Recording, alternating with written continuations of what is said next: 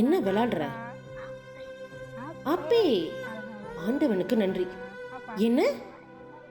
நான் உன்னை நேசிக்கிறேன். இப்படி செய். நான் உன்னை நேசிக்கிறேன். மீண்டும் சந்திப்போம்.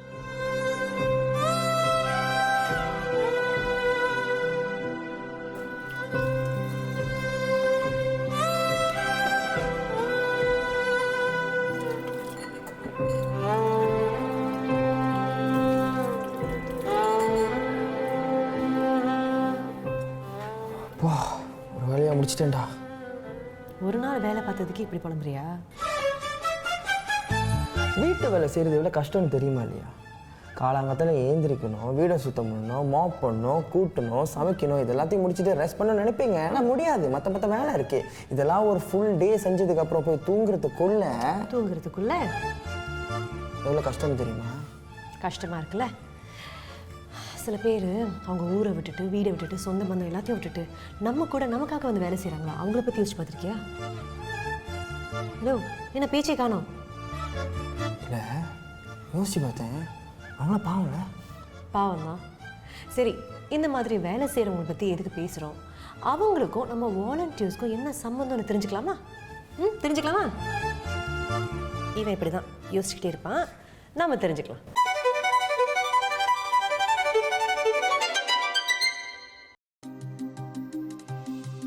அதிகாலை ஒளியில் சாலையில் செல்லும் காலடிகள், நகரத்தின் மெல்லிய ஓசைகள் சொல்லுமே பல கதைகள். ஒவ்வொரு அடியும் ஒவ்வொரு செயலும் ஒரு புதிய விடியலே, ஒரு புதிய உதயமே. ஒரே இயக்கம், ஒரே இதயம், ஒரே அலையில் ஒரே உதயம்.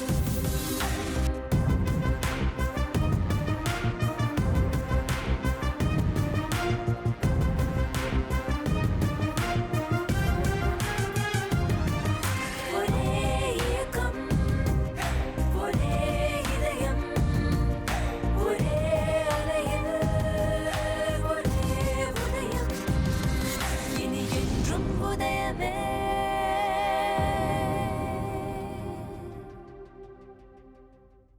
வணக்கம், என் பெயர் ரியா. நான் இந்தோனேசியாவை சேர்ந்தவள். சிங்கப்பூரில் இல்ல பணியாளராக வேலை செய்கிறேன். என் குடும்பத்தை காப்பாற்றுவதற்காகத்தான் இங்கு வந்திருக்கிறேன். என் குழந்தையுடன் தினமும் காணொளி அழைப்பில் பேசுவேன். என் வேலை முடிந்தவுடன் இரவில் தான் பேசுவேன். அவளுக்கு 9 வயது தான் ஆகிறது.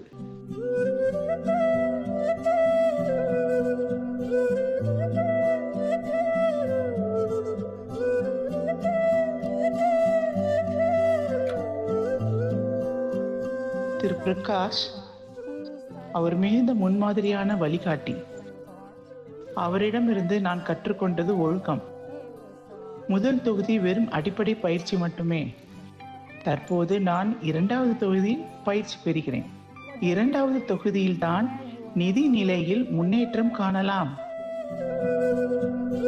குறிக்கோள் நிதி சுயத்திறன், நிதி சுதந்திரம். சிங்கப்பூரில் இருக்கும் என் சக தோழி இல்ல பணியாளர்களுக்கு நான் கூற விரும்புவது என்னவென்றால், உங்கள் பணத்தை நிர்வகிக்க தொடங்குங்கள், செலவுகளை கட்டுப்படுத்துங்கள், இப்போதே சேமிக்க தொடங்குங்கள், முதலீடு செய்வது எப்படி என்பதையும் கற்றுக்கொள்ளுங்கள். பணம் உங்களுக்காக வேலை செய்யட்டும். நீங்கள் பணத்திற்காக வேலை செய்யாதீர்கள். உங்கள் பணம் உங்களுக்காக வேலை செய்ய வேண்டும். இந்த ஐடா கல்வி வாயிலாக அதை நான் உணர்ந்தேன்.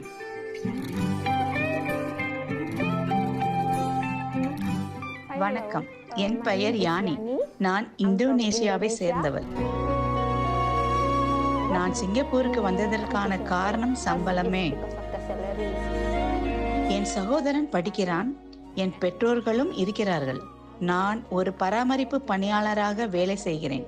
87 வயதுடைய ஒரு பாட்டியை கவனித்து பார்த்து வருகிறேன். அவருடன் அடிக்கடி உரையாடி கொண்டே இருப்பேன். ஓர் இல்ல பணியாளராகவோ பராமரிப்பு பணியாளராகவோ இருக்கும்போது நாம் எதிர்கொள்ளும் அனுபவங்களை மற்றவர்கள் புரிந்து கொள்ள வேண்டும் என்ற எண்ணம் எப்போதும் எனக்கு இருக்கிறது. என் சக இல்ல பணியாளர்கள் மற்றும் பராமரிப்பு பணியாளர்களுக்கு சொல்ல விரும்புவது, நேரம் கிடைக்கும் பொழுது படியுங்கள். வாருங்கள், எல்லோரும் சேர்ந்து படிப்போம். நாம் எப்போதும் இங்கே இருக்க போவதில்லை. முதலீடு செய்வது எப்படி என்பதையும் கற்றுக்கொள்ள வேண்டும். என் ஆசை என்னவென்றால், என் அம்மாவின் வீட்டு உணவு தொழிலை விரிவுபடுத்துவதே. அந்த தொழிலை மேலும் வளர்ச்சியடைய செய்ய விரும்புகிறேன்.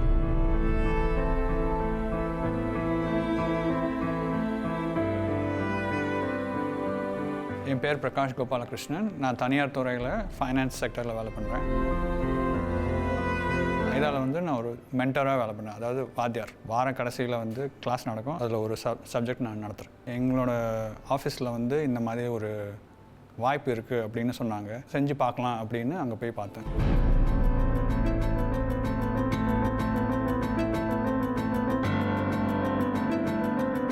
அவங்க ஒவ்வொருத்தருக்கும் அவங்களோட ஆசை இருக்குது, அவங்களோட எதிர்கால திட்டம் இருக்குது, அவங்களோட விருப்பு வெறுப்பு இருக்குது. அது வந்து நம்மளை மாதிரி அவங்களும் ஒரு சராசரி மனுஷன். அந்த ஒரு என்ன சொல்கிறது, அந்த ஒரு ரியலைசேஷன் தான் எனக்கு வந்து பெரிய ரியலைசேஷன்.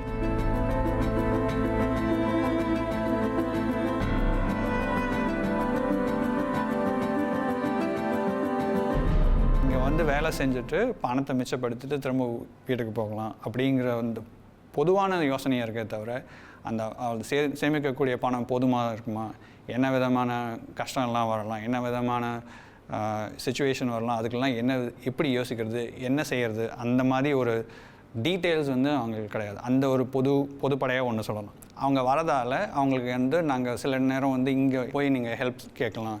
இங்கே வந்து அரசாங்கம் வந்து நிறைய ஏஜென்சி வச்சுருக்கு, நிறைய வந்து அவங்களுக்கு ஹெல்ப் செய்கிறாங்க. அது அவங்களுக்கு தெரியாமல் கூட இருக்குது. அதை எப்படி தெரியப்படுத்தணும் அவங்களுக்கு, அதையும் வந்து நாங்கள் எங்களால் முடிஞ்ச அளவுக்கு நாங்கள் சொல்லித்தரோம்.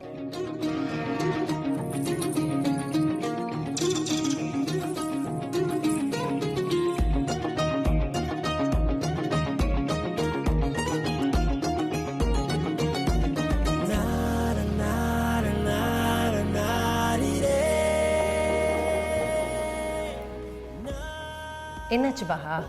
எப்போவுமே கரகரன்னு இல்லாட்டி வளவலன்னு பேசிட்டு இருப்பேன். இன்னைக்கு இவ்வளோ அமைதியாக இருக்க? இல்லை, அந்த வீட்டு வேலை செய்கிறவங்களை பற்றி நீங்கள் பேசியிருந்தீங்களே, அதான் மைண்டில் ஓடிக்கிட்டே இருந்துச்சு. ரீசெண்டாக ஒரு நியூஸை படித்தேன்.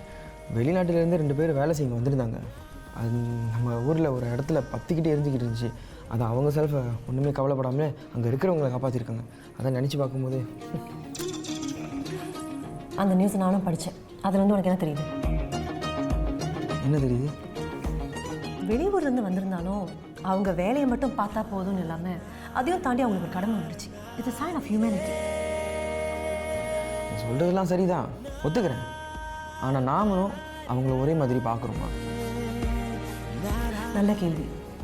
சரி, நாம் நம்ம வேலையை பார்ப்போமா?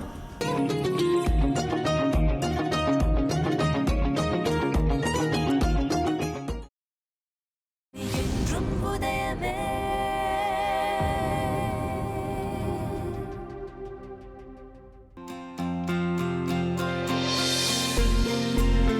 பலதரப்பட்ட பணிப்பெண்களுக்கு பொருந்துற மாதிரி நீங்கள் சொல்லிக் கொடுக்குற முறையை எப்படி மாற்றிக்குவீங்க? நான் சொல்லித்தர மாதிரி முதல்ல சொல்லி தந்துட்டு அதுக்கப்புறம் அவங்களுக்கு புரியுறதான்னு கேட்பேன். உங்களுக்கு புரிஞ்சுதுன்னா அதை அப்படியே கண்டினியூ பண்ணலாம். அப்படி இல்லைன்னா அது எப்படி என்ன மாற்றம் செஞ்சுக்கணுமோ அதை செஞ்சுட்டு அதுக்கு தகுந்தாப்புல சொல்லித்தரணும். கிளாஸ் ஸ்டார்ட் பண்ணும்போதே எல்லோரும் உங்களுக்கு ஏதாவது பிரச்சனை இருந்ததா வீட்டில், இல்லை நீங்கள் வந்து கற்றுக்கிற மாதிரி அந்த மனநிலைமையில் இருக்கீங்களா அப்படின்னு கேட்டுட்டு தான் வந்து நான் கிளாஸே ஸ்டார்ட் பண்ணுவேன். சரி, இந்த மாதிரி வார இறுதி கிளாஸஸ்லேருந்து உங்களுக்கு மறக்க முடியாத ஒரு தருணம்னா என்னன்னு சொல்லுவீங்க? ஒரு பணிப்பெண் வந்து இப்போ அவங்க வந்து தொடர்ந்து கிளாஸ் எடுத்துக்கல, புதுசாக கல்யாணம் ஆகி அவங்களோட புருஷனை வந்து தமிழ்நாட்டில் விட்டுட்டு இங்கே வந்து வேலை செஞ்சவங்க ரொம்ப அழுதுட்டு இருந்தாங்க. ஸோ இப்போ கிளாஸ்லேயும் அவங்க வந்து கவனம் செலுத்தலை அவ்வளோவா. அப்புறம் கிளாஸ் முடிஞ்சப்பறம் கேட்டப்போ அவங்க புருஷன் அவங்கள திட்டிகிட்டு இருந்தாங்க. இவங்க வந்து இவ்வளோ கஷ்டப்பட்டு ஒரு சொந்த நிலையில் இருந்தும் தன்னோட வாழ்க்கையை வந்து மேம்படுத்திக்கணும் அப்படின்னு நினச்சி இந்த மாதிரி கிளாஸுக்கு வந்தாங்க. கடைசியில் அவங்களால வந்து தொடர்ந்து படிக்க முடியல. இப்போ நம்மள மாதிரி மக்கள் வந்து நம்மளுக்கு ஒரு சாக்கே கிடையாது. நம்ம வாழ்க்கையை மாற்றிக்கணும் அப்படின்னு நினச்சா நம்ம செஞ்சுக்கணும். அது வந்து என்னால் மறக்க முடியாத ஒரு தருணம். இந்த சமுதாயம் அவங்கள எப்படி பார்க்கணுன்னு விரும்புகிறீங்க? நம்ம குடும்பத்தில் ஒரு அங்கமாக இருக்காங்க அப்படின்னு நம்ம சொல்கிறோம். அதை வந்து கண்டிப்பாக நம்ம செயலில் அதை காமிக்கணும். கண்டிப்பாக. இவங்க எல்லாரையும் பார்த்து நீங்கள் கற்றுக்கிட்ட ஒரு விஷயம், ஒரு அழகான பாடம்னா என்னன்னு சொல்லுவீங்க? இதில் முக்கியமான பாடம் என்னென்னா, தன்னோட வாழ்க்கை நிலைமையை மாற்றிக்கலாம் அப்படிங்கிற ஒரு பாடம் தான் இதில் முக்கியமான ஒரு பாடம். தன்னம்பிக்கை. இந்த ப்ரோக்ராமை பார்த்துக்கிட்டு இருக்கிற உங்களோட ஸ்டூடெண்ட்ஸ் கிட்ட நீங்கள் ஒரு விஷயம் சொல்லணுன்னா இந்த நிகழ்ச்சி வந்து என்ன சொல்லணும்னு ஆசைப்படுறீங்க? அவங்க வீட்டில் வந்து நிறைய பிரச்சனையை வச்சுக்கிட்டு தான் இங்கே வராங்க. அவங்க சொந்த வீட்டில். ஆமாம், நீங்கள் வந்து அவங்கள குடும்பத்தாராக நடத்தும் போது அந்த பிரச்சனையும் உங்கள் மனசில் வச்சுக்கிட்டு அதுக்கு தகுந்தாப்புல அவங்கள நடத்துங்க. ரொம்ப ரொம்ப அழகாக சொல்லியிருந்தீங்க. கண்டிப்பாக நம்ம எல்லாருமே இது மனசில் வச்சுட்டு அவங்கள இன்னும் நல்லா நடத்தணும்னு நான் நினைக்கிறேன். நம்மளில் பல பேர் இன்றைக்கி நிம்மதியாக வெளியே போகிறோம், நிம்மதியாக வேலை செய்கிறோம், நிம்மதியாக ஒரு எக்ஸ்ட்ரா ஃபியூ ஹவர்ஸ் தூங்குகிறோம். இதுக்கெல்லாம் ஒரு பெரிய காரணம் நம்ம வீட்டில் வேலை செய்கிற பணிப்பெண்கள் தான். அவங்க நம்மளுக்கு இவ்வளோ ஒரு பெரிய ஆதரவு கொடுக்கும்போது அவங்களுக்கும் அவங்களோட ஆசைக்கும் நம்ம கண்டிப்பாக ஒரு ஆதரவாக இருக்கணும்னு நான் நினைக்கிறேன்.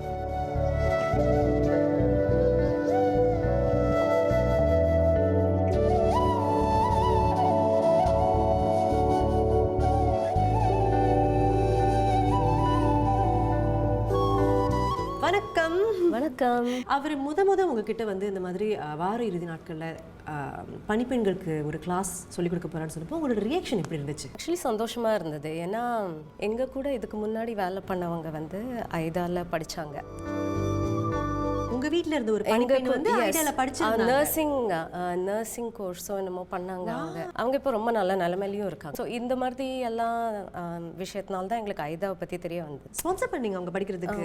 வாவ். இப்போ இருக்கிறவங்க கிட்டேயும் அதை தான் சொல்லுவோம், அவங்களோட இதே வேலை பண்ணக்கூடாது. எப்போவுமே ரொம்ப புத்திசாலி திறமையான ஆளுங்க. அவங்க வாழ்க்கையை மேம்படுத்துறதுக்கு நாங்கள் என்ன பண்ண முடியுமோ நாங்கள் அதெல்லாம் பண்ணுவோம்.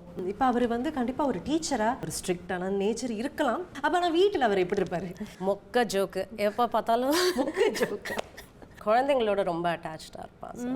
Bird photography. நான் சில ஃபோட்டோஸை கஷ்டப்பட்டு தேடி பிடிச்சி உங்ககிட்ட கேட்கணும் இருக்கேன். இது எனக்கு என்னமோ ஒரு மேகசினில் வர ஃபோட்டோ மாதிரியே இருக்குது. இதை பற்றி கொஞ்சம் சொல்லுங்களேன். டெரரான அனிமலாக இருக்குது. எல்லாம் எப்படி எடுத்தாரு? ஸோ இது இந்தியாவில் கபினி நேஷ்னல் பார்க். ரொம்ப ரொம்ப அழகாக இருக்குது. உண்மையிலேயே ஒரு மேகசினில். அடுத்த ஃபோட்டோ இதுவும் இன்னொரு சஃபாரியில் எடுத்தது தான். உட்காந்துட்டே இருக்கணும். அதுக்கு நிறைய பொறுமை வேணும். நிறைய பொறுமை வேணும். ஸோ பொறுமை பிரகாஷ்க்கு பொறுமை நிறையா இருக்குது. பிரகாஷ்னா பொறுமை. பீக்கு பீ.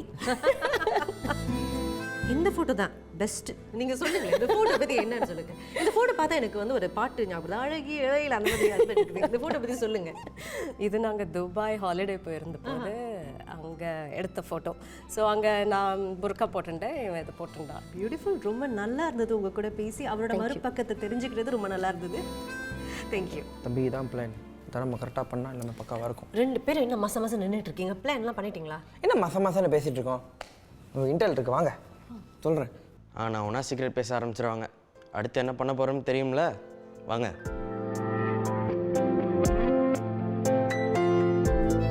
What inspired your organization to start an educational program for domestic workers? Many migrant domestic workers leave their loved ones back home to work overseas. You know, they want to improve their finances, they want to save more, but unfortunately, based on studies done, only a few of them return home with like enough savings. What kind of programs exactly is this? So IDA started in 2006 and we hope to equip domestic workers, you know, with the financial knowledge, life skills and confidence in order for them to have sustainable futures for themselves and their loved ones back home. So we have a structured program consists of 3 core courses that is about 6 to 7 months each, and it is progressive in nature. So, you know, it starts from the basics of how to save your money, how to do a budget, all the way to entrepreneurship. What is the roles of the volunteers and what kind of impact do they give in this program? So the volunteers at our organization is very, very important. They play an important role. So we have the teachers who we call the mentors, who, you know, provide an inclusive and safe and engaging environment for our students to learn. Beyond the classroom, we also have the volunteers to assist us with operations, events, and also curriculum development. IDA provide, apart from these basic financial programs, right?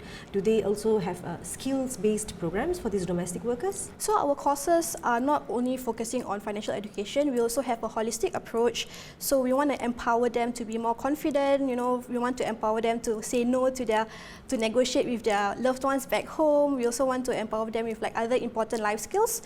Some of the examples is, like I mentioned, communication skills and also computer skills. What do you think is the role of the public? What can the public do and also these employers to contribute in improving the lives of these domestic helpers? Is to support your helper to join courses, encouraging them, giving them that push, that motivation to join our courses, and also to provide the space and the time for them to focus on their classes. Employers could also sponsor the fees of their helpers to join our courses. Yeah, and you know, during the graduation day, we see the employers and the helpers celebrating together, you know, this milestone, and it's just a very powerful thing to see. It's really very beautiful thing, you know, to hear from you, Ms. Amira. Thank you so much for your time. என்றும் உதயமே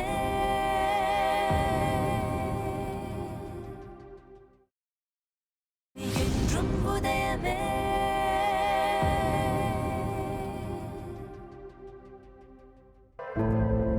தம்பி, நான் உனக்கு ஒரு challenge வச்சுருக்கேன்.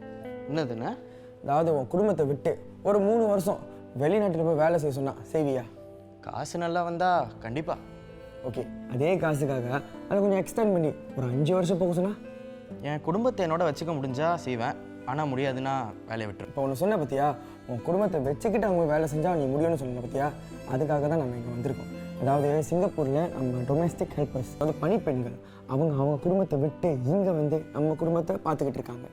அவங்களுக்கு இது ஒரு வேலையாக தெரியல, ஆனால் எனக்கு அப்பப்போ பார்க்கும்போது இது ஒரு தியாகமாக தெரியுது. யூஸ்வலாக அவங்க தான் இங்கே வந்து உதவி செய்வாங்க நம்மளுக்கு, ஆனால் நாம் ஒரு வித்தியாசமாக அவங்களுக்கு எங்களால் முடிஞ்ச அளவுக்கு உதவி செய்ய போகிறோம். அதுக்கு நீ ரெடியா? ரெடிண்ணே. நல்ல குட்டியா நீங்கள். ஆக்சுவலி ஒரு இல்லையா தளபதியாண்ணே? ஃபன்னி பாய். வா. ஆமாம், உனக்கு தளபதினா அவ்வளோ பிடிக்குமா? உங்களுக்கு? எனக்கு தலைவர்.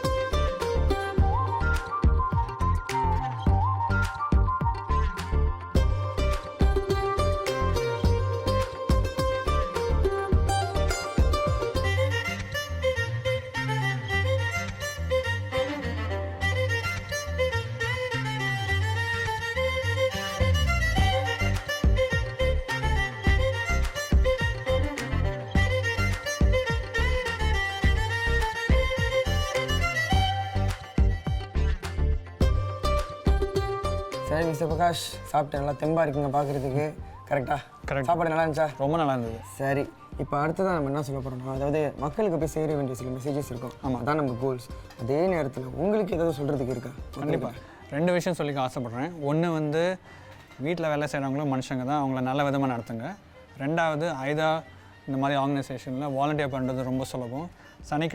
சண்டே அன்றைக்கி 1 மணி நேரமோ இல்லை 2 மணி நேரம் உங்ககிட்ட இருந்ததுன்னா கண்டிப்பாக நீங்கள் வாலண்டியர் செய்யலாம். எல்லாருமே செய்யலாம். அதை 2 சொல்லிக்க விரும்புகிறேன். ஸோ நீங்கள் சொன்னீங்க அந்த வாலண்டியர் அப்படின்னு, அதை எப்படி 1-2 மணி நேரம் செஞ்சாலே போதுமா? என்ன மாதிரி வேலை செய்வாங்க? இங்கே வந்து பாடம் நடத்தணும். இங்கே வந்து ஐதா வந்து ஃபினான்ஷியல் எஜுகேஷன் சொல்லித்தராங்க. அந்த பாடம் நடத்தணும். அந்த பாடத்துக்கு என்ன நடத்தணுமோ அதையும் அவங்கக்கிட்ட சொல்லிடுவாங்க. நீங்கள் வந்து இங்கே நடத்தினா போதும், ரொம்ப சுலபம் செய்கிறது. சரி மிஸ்டர் பிரகாஷ், நான் கேட்டால் மட்டும் பத்தாது, நம்ம ஸ்டூடெண்ட் வாலண்டியர் கண்டிப்பாக கோனை வந்து கேட்கணுன்னு இருந்தார். கேளுப்பா. மிஸ்டர் பிரகாஷ், நீங்கள் இந்த வேலையில் சேர்ந்ததற்கான காரணம் என்ன? முக்கியமாக இந்த துறையை ஏன் தேர்ந்தெடுத்தீங்க? ஏன்னா நம்ம வீட்டில் பொதுவாக எல்லாருக்கும் வீட்டில் வேலை செய்கிறவங்க இருப்பாங்க. இவங்களுக்காக நம்ம வந்து என்ன செய்யலாம் அப்படின்னு யோசித்தேன். இந்த மாதிரி ஒரு ஆர்கனைசேஷனில் இப்போ சொன்ன மாதிரி செய்கிறது சுலபம்.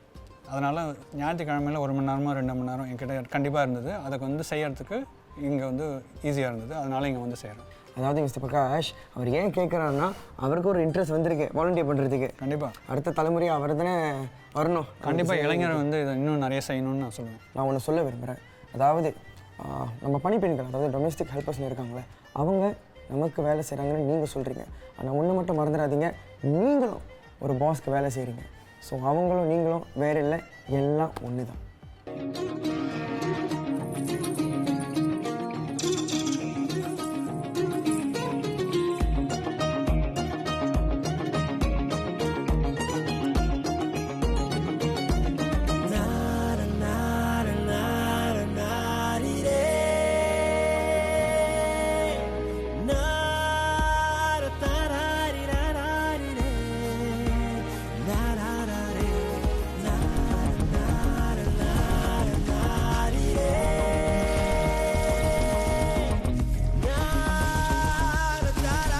நிஷா, இவங்க எல்லாரையும் பார்த்ததுக்கப்புறம் இவங்க மேலே இருந்த கண்ணோட்டமே மாறிடுச்சு.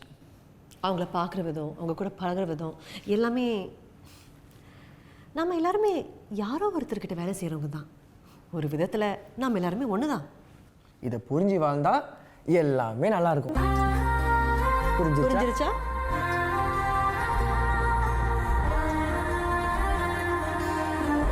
இன்றைக்கி பார்த்த அனுபவம் எனக்கு ரொம்ப வித்தியாசமாக இருந்துச்சு. பணிப்பெண் நான் மெய்டுனாலே நமக்கு என்ன யோசனை வரும்? வீட்டை பார்த்துக்கிறது, நம்ம குடும்பத்தை பார்த்துப்பாங்க. ஆனால் நான் இன்றைக்கி பார்த்தது ரொம்ப வித்தியாசமாக இருந்துச்சு. அவங்க இங்கே உட்காந்து படிக்கிறாங்க, கற்றுக்குறாங்க, ஆஃபீஸில் வேலை பார்க்குறாங்க. இது வரைக்கும் நான் அதெல்லாம் யோசித்தது கூட இல்லை. இதெல்லாம் பார்த்தோன்னே எனக்கு ரொம்ப வித்தியாசமாக இருந்துச்சு. எனக்கு தோணுச்சு அவங்களும் நம்மளை மாதிரி மனுஷங்க தான், அவங்களும் கற்றுக்கிறதுக்கு நிறையா இருக்குது. அதனால் நம்மளால் முடிஞ்சது செய்வோம், அவங்களுக்கு சேர வேண்டிய மரியாதையை கொடுப்போம். எப்போதுமே அவங்களும் மனுஷங்க தான், நம்மளும் மனுஷங்க தான். அவங்கள நம்மளை போலயே நடத்தணும், மரியாதையோடு நடத்தணும்.